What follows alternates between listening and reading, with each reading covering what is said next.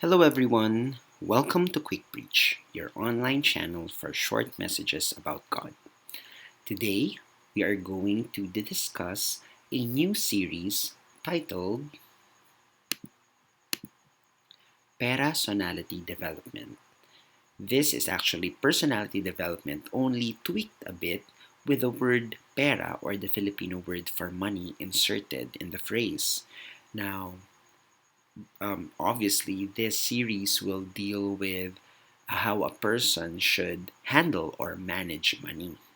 Now, this series will be divided further into sub-series, with the first titled Four Basic Money Related Characters.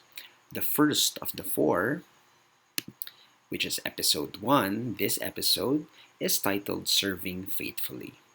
Now, this was borrowed from the It's Not About the Money Preaching series by Victory Church Philippines. And all other verses that you will be hearing or reading from this episode was obtained from the New International Version of the Bible. So if you're ready, let's begin. Next to communication, money is said to be the next common issue between married couples. And I'm sure you've probably heard of husbands and wives arguing about money matters. There's also an issue when a pastor talks about money at church. Attendees often feel forced to put money into the tithes basket, and there's this uneasy atmosphere that is going on inside the church whenever a pastor talks about giving. So you can see that money is such a sensitive issue to many individuals. But what does the Bible tell about money? Yes, the Bible actually talks about money, and out of the 38 parables mentioned in the Bible, 42% or 16 parables actually deal about money and possessions. Further, in the Bible, there are approximately 500 verses on prayers and faith. But when you compare this with money and possessions, there are actually about 2,350 verses that speak about this particular topic. And this is a clear indication that money plays a gigantic role in our Christian life.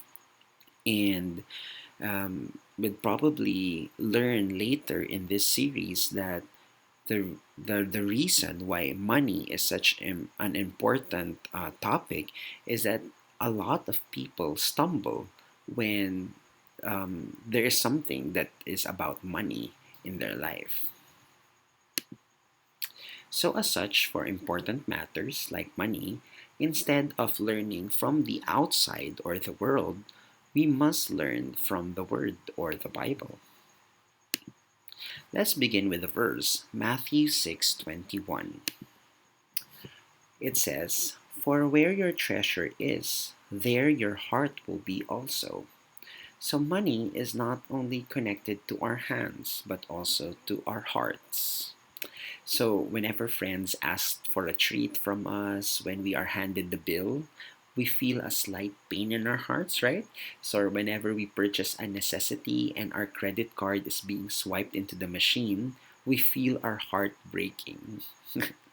No, but kidding aside, the way we handle money reflects what our attitude is. And today, we will have a heart checkup. So, the key verse that we're going to use for this particular episode is Matthew 6:24. And it says, "No one can serve two masters. Either you will hate the one and love the other, or you will be devoted to the one and despise the other.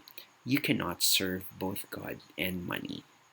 So for this specific preaching, we will thoroughly look into the verse. So we'll try to break it down, and we're going to look at the first sentence. So the first sentence says, "No one can serve two masters."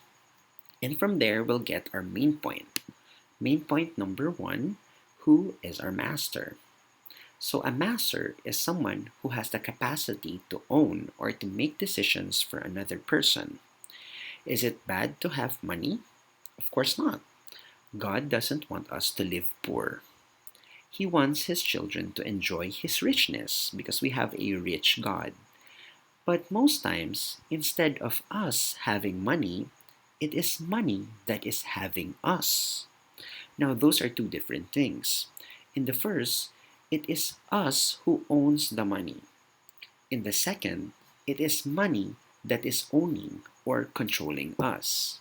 So, money can own and can control us. That happens when we can become greedy. We can quit our job if we find another that offers high salary. We can become proud when we have a lot of money. We can look down on others or make fun of others who have lesser or cheaper items than us. We can become selfish when we have money.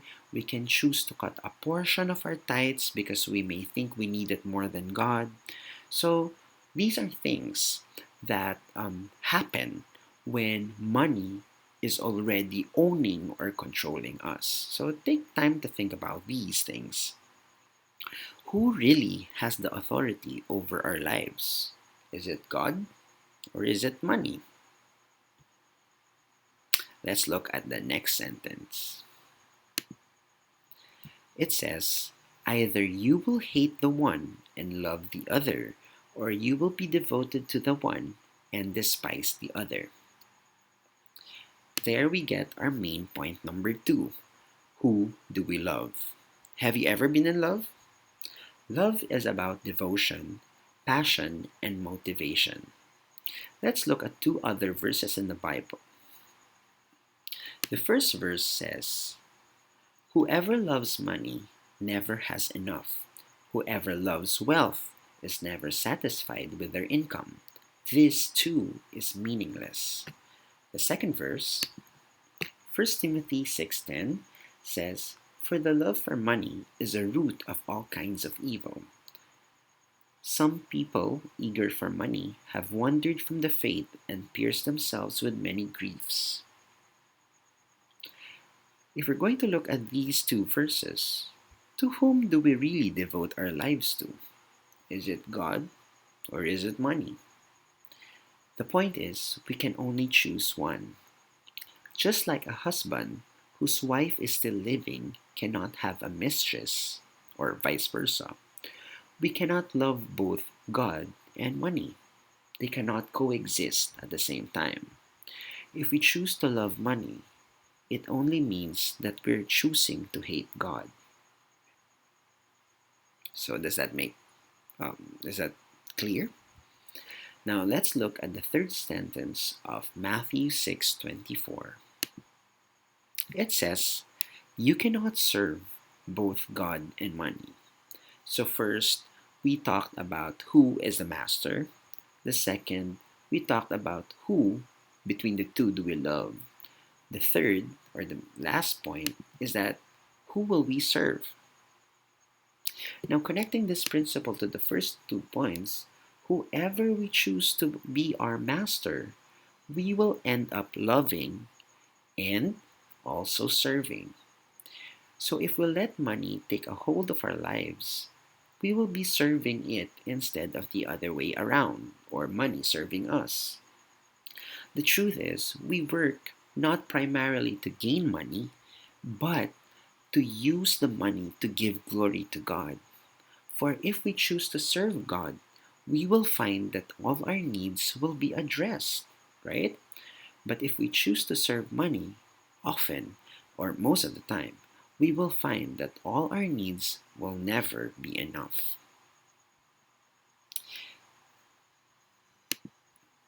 So for our conclusion, this preaching is very straightforward. It is simply asking us between God and money. Who do we prioritize? Who is our master? Who do we love? Who will we serve? Here is the Bible's answer.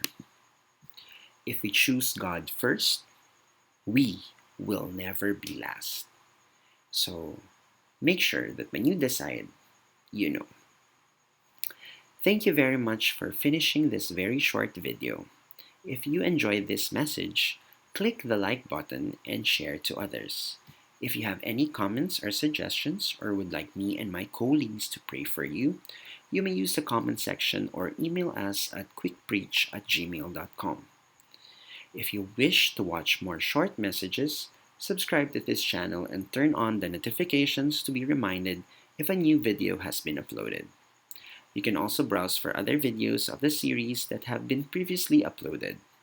We are looking forward to sharing more with you. And God bless everyone. Thank you very much.